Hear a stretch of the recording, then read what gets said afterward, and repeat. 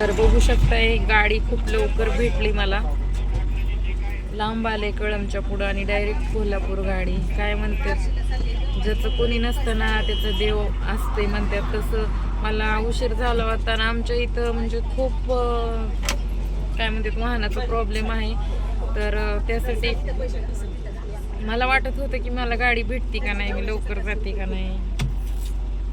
बघा केस कसे विचकले. हे केस विचकण्याचं एक कारण आहे. काल मी कट केला. खरं सांग का बहिणींनो, माझ्या मैत्रिणींनो, कुठल्याही पार्लरमध्ये जाऊ नका बरं का. काल मी एका पार्लरमध्ये गेलते, हो का माझ्या केसाची किती वाट लावली. लेअर कट म्हणून एक केस असे किती छान झालते माझे. आता बघा कसे दिसायले, लई घाण करून टाकलेत केस मी बांधलेत म्हणून तरी ते तसं दिसायलंय. मग आता व्हिडिओ काढताना लक्ष गेलं म्हणून मी तुम्हाला सांगते. तर बघा माझा प्रवास चालू आहे. माझा मोबाईलला चार्जिंग ठेवायची, त्यासाठी मी व्हिडिओ घेतला बसल्या बसल्या दुसरा पण, कारण आता तिसरा व्हिडिओ डायरेक्ट कोल्हापूरमध्ये गेल्यावरच काढणार आहे. आणि खूप छान झालं, मी पटकन कळममध्ये आले आणि कळममधून कोल्हापूर गाडी पकडली. म्हणजे देवाला काळजी मागून लगेच गाडी आली आणि जागा पण भेटली. आणि आईनं घरी नाश्त्याला दिरडं बनवून दिलं, दिरडं खाल्लेलं. आता कुठंतरी गाडी थांबल तिथं जेवण करते. आता मस्त घरी पाणी बॉटल घेते. आणि कसं आहे, मी गेल्यावर लगेच ड्युटीला लागणार नाही, थांबणार आहे एक दिवस, कारण माझी तब्येत कम्फर्टेबल वाटत नाही आहे मला त्यासाठी. आणि काल अनुष्का माझी खूप रडत होती. आईला पण माझी लई माहिती बरं का, रागत बोलत असेल मला. माझ्या आईला माझं कधीच वाईट व्हावं असं वाटलं नाही. आणि शेवटी माझ्या आईवडिलांना माझ्या लई चुका माफ केल्या.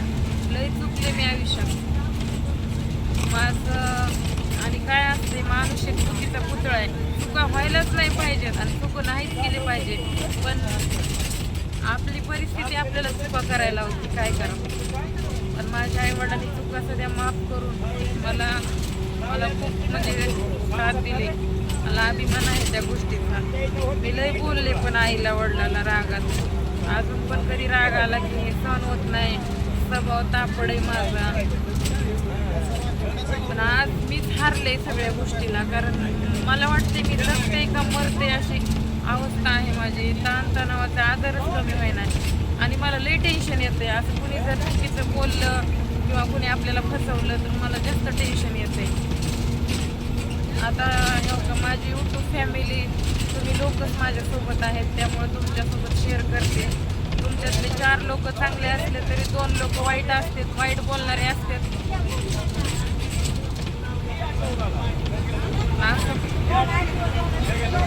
जात आहे मी.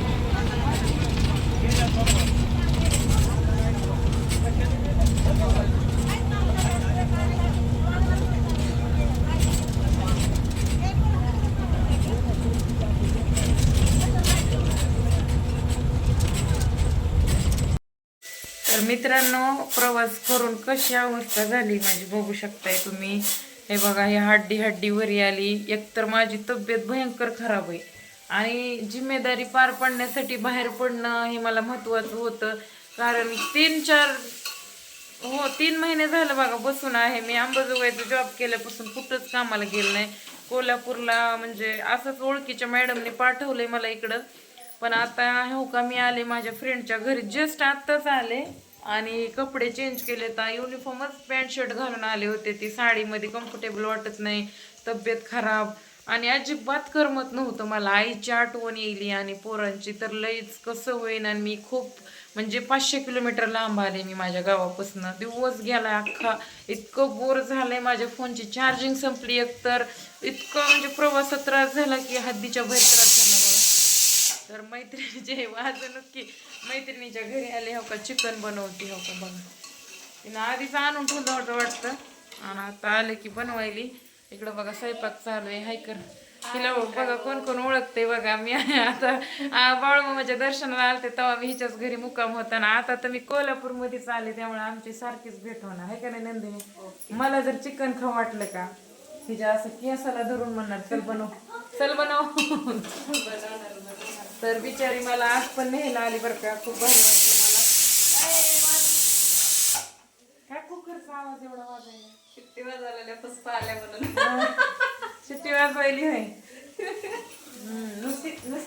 लहान व्हायलाय मी बघ कसली झाले. वजन कमी करा तर सांग मला. वजन कमी करायचं काय कमी खायचं. कुठं कमीच खायला लागले. बघ हे माझं पोट कमी केवढं झालंय. कमी खायचं चालू आहे.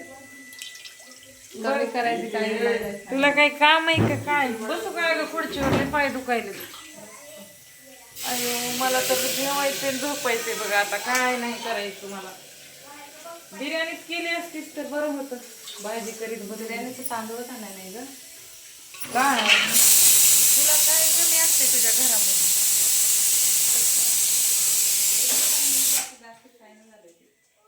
असे होय त्रास व्हायला. मुळव्याचा त्रास व्हायला. मला बी मुळव्याध झालाय. मुळव्याध लय अवघड आहे बाबा. असं कमेंट करतील बरं कर काहीतरी कर बाबा. भूक लागली मरणाची. खाऊ दे तुझ्या हातचं. छान स्वयंपाक बनवतेस. तर नंदनीच्या घरी आले बघा मी आज. उद्या सकाळी मला हॉटेलवर जायचंय. अजून मालकाला सध्या मी कळवलं नाही इथं आले म्हणून. आणि माझ्या काही व्हिडिओमध्ये दिखावा नाही अगर काय नाहीये. आणि आईला तर खूप काळजी वाटत होती. आणि हो का आता असं बसमध्ये वाटत होतं मी मरते का वाचते एवढा त्रास व्हायला होता. मी नंदनीला फोन केला म्हणलं बाई मला यावं घरी घेऊन जा नाहीतर मी तिकडंच मरून पडन. आणि हॉटेलमध्ये जाऊन तिथं स्टाफ रूमला आपली काही म्हणजे सोय असती तसं राहायची पण तिथल्यापेक्षा इथं म्हणलं निवांत राहता येईल. आपलं कसं हक्काच्या घरी आल्यासारखं वाटतंय. तिकडं म्हणजे थोडं सासरवासच असते ना म्हणून मी इकडं आले बघा. आणि म्हणलं आता निवांत रिलॅक्समध्ये तुम्हाला सांगावं की कसं कसं झालं येताना. आणि जेवण तर केलंय मी पण इतकं जर मला पित्ताचा त्रास व्हायला नेमकं दुखायलंय काय हेच कळणार झालंय मला. शिट्टी मारायला म्हणून मी आली म्हणून काय आता कुकर लावलंच म्हणलं सिट्ट्या वाजणारच ना. ते खोबरं कशाला कापली? चिकन बनवायला राम पांडुरंगा बक्षिंग काय लगे सर्दी होती असं वाटायला आता. पाणी चेंज झालं की सर्दी. तर लय उदास वाटायला बघ नंदनी. आईला सोडून आली. आई लय रडली बघ सकाळी. काय आता काम करायचं पाहिजे. काय म्हणलीस मोठ्यानं बोल. काम करायचं म्हणलं तर गाव सोडावं लागते 4 पैसे मिळवायसाठी घर चालवायसाठी. ओला नारळ टाकायस का काय? नारळाचं बाळा मला फोडलेलं आता सांगायचं की तरी सांगाले ना आता सांगितलं ना. काय आणखी नाही पोळी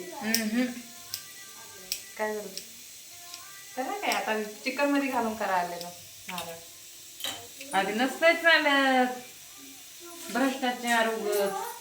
चिकन मध्ये घालून करत नाही. देवाचं नारळ आता काय बाबा जाऊ दे. व्हिडिओ मध्ये तुझीच आता पच्ची होईन आता. हे बरोबर नाही. काय आता नारळ हाय म्हणल्यावर घरात अरे पण ते प्रसाद आहे की. प्रसाद आहे. प्रसाद फोडलं झालं खाल्लं. तुमच्या इकडं असं नेमधर्म पाळीत नाही ते देवाचे. तुमच्या इथं देवस्थान आदमापूरचं जवळ आहे ना. हाय की पाळतो की खरं नारळ वापरत काय हरकत आहे. आपण तर चटणी बनवते त्यात कुठलं. तर मित्रांनो तुम्हाला मी सकाळ म्हणलं होतं का नाही आई कसली तरी घरात पाहिजे. आई आईच असते. हिच्या घरात जी आई असते हिच्या गावाकडं. आता सासू नाही. हिला काहीच माहिती नाही कसं असते नियमधर्म देवधर्माचे. ती ही मनाला तसं करते. माफ आहे ती देवधर्म घरात कमी येते देव. अरे देवधर्म कमी आहेत मान्य आहे तुमचे पण नियमधर्म पाळावं लागतं. बरं जाऊ दे कर.